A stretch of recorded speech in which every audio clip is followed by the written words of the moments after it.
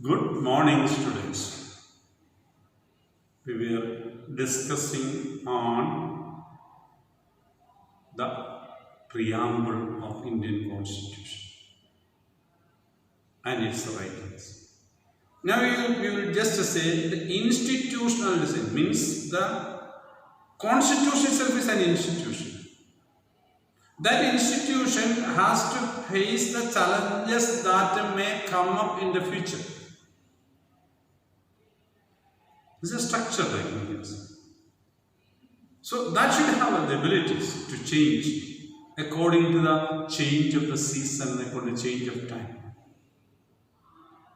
So what to do in that situation? So that is called amendment, changes, amendments. So the Constitution gives the way the Constitution can be amended, means changes can take place. So who can amend the Constitution? The Parliament of India. But all the provisions of the Constitution cannot be amended by Parliament alone. They have to get the approval of the 50% of the states to amend some provisions.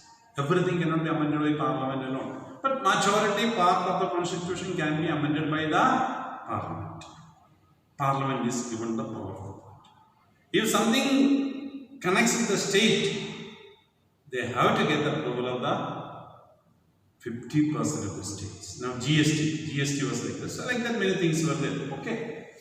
Long and detailed document. So long, detailed document it is.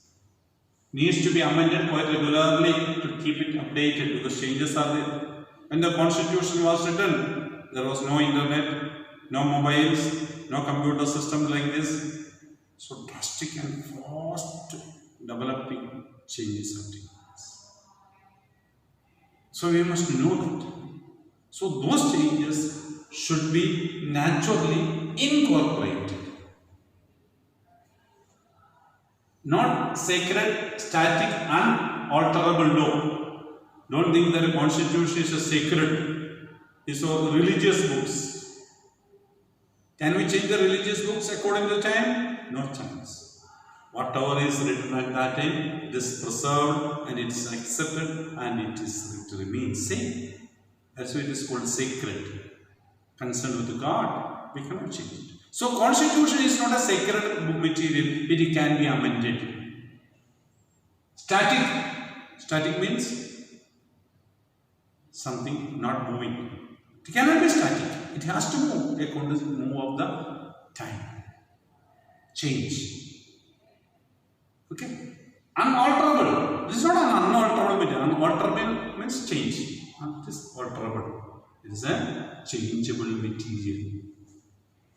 Made provisions to incorporate changes from time to time. Inside the Constitution itself speaks about it. These changes are called institutional or constitutional amendments.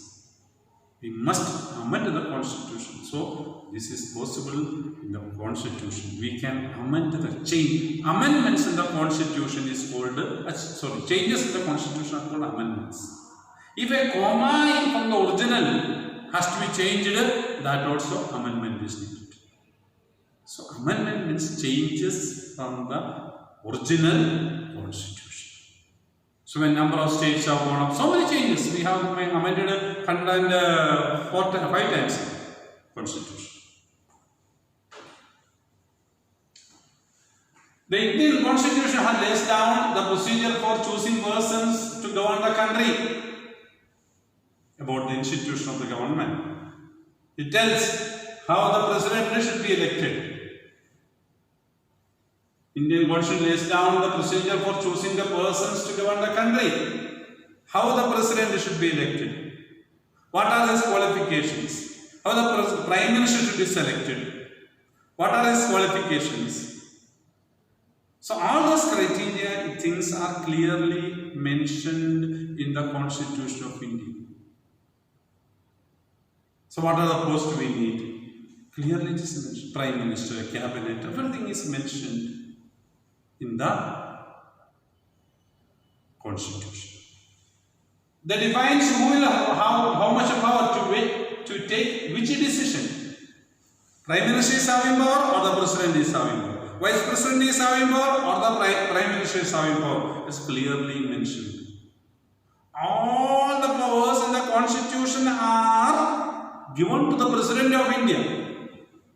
But last one sentence is all these powers will be handled by the President as per the advice given by the Cabinet and Prime Minister. So President cannot take any action unilaterally. He has to behave as per the advice given by the Cabinet and the Prime Minister. So that is why the President is a titular head only in name. Everything is named after the President. But all the works are to be done by the Prime Minister. So that's the situation. And it puts limits to what the government can do. There are restrictions on the government functions. And there are checks and balances. I already told you.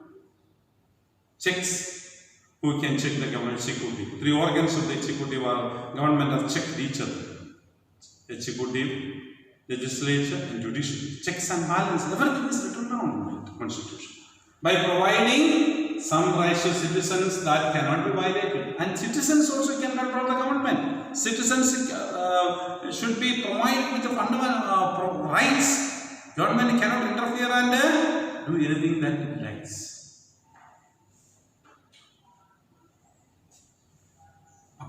Now we will go read some of the statements and apartheid.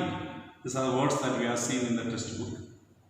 The official policy of racial separation and ill treatment of blacks followed by the government of South Africa between 1948 to 1989.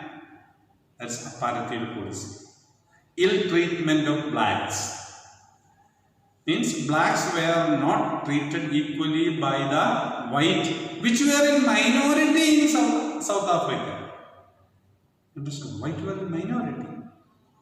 Only 20% were white. Those 20% were ruling the other 80% and they were not treated or respected. That's apartheid. Second basic clause, this English language. It's part of a document, part of a sentence. It's a clause. Constituent Assembly. This have we discussed. Detail I have discussed about it, so I don't want to mention it. Constitution. You know what is the Constitution? Supreme law of the country containing the fundamental rules governing the politics and the society of a country. So all those things are coming as a Constitution. Okay? In the Constitutional Amendment, the last we have discussed, amendment changes in the original document or writing. That's known as an amendment. Changes. A change in the Constitution made by the Supreme Legislative Body in a country. So, Supreme Legislative Body presently is the Parliament. Okay. Draft. Preliminary version of a legal document. So, drafting committee chairman, we know Mr. B.R. Ambedkar was a chairman. Other 7 members, I have given you the details in the class. So, that is a draft. But draft is not official accepted. It is after discussion, everybody has approved it. It becomes a document. Where all discussions are taking place. Draft. Something that is planned for the future. It can change. Draft can change. The authorities will sit together and discuss and change the draft. Add something. Subtract from there. Cut something. All those things can take place in a draft. Philosophy.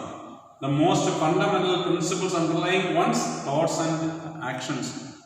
What are the thinkings in my brain? What is my thinking about something?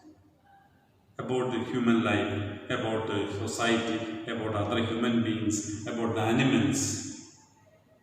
So that's a philosophy of mine. Like that, everybody has got his own mindset of thinking, behaving pattern. That behaving pattern or thinking pattern, and naturally that thinking pattern, behaving pattern comes out in our day-to-day life. That's the philosophy. Okay? Now, preamble is an introduction to any document.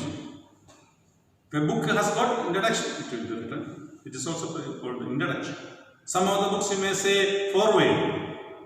So a foreword mentions what all things are containing inside the textbook. Like that, a constitutional foreword is called a preamble.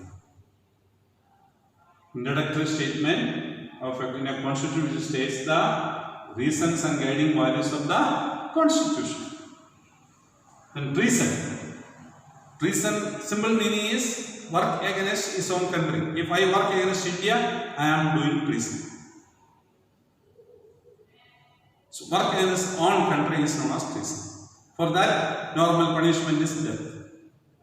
So that's the treason. Treason, the offense of attempting to overthrow the government of the state to which the offender owes allegiance.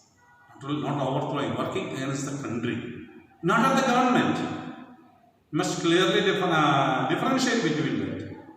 Work against the country, not against the state. That only comes as a treason. Not against the government. We can criticize the government. No problem. Criticizing the government and criticizing the nation is different. Then, highest is a meeting place or effort. Effort, that's what the meaning of it. It's the Nehru's language. Okay, thank you very much. Study, write the question answers of that chapter. Study very well, perform well. Read many times that chapter. Then only you will understand. Because I have taken only some of the points, complete book. I have gone through it, but naturally I have presented in front of you. Read that chapter very well and understand about the constitution. Next day we will enter into new chapter.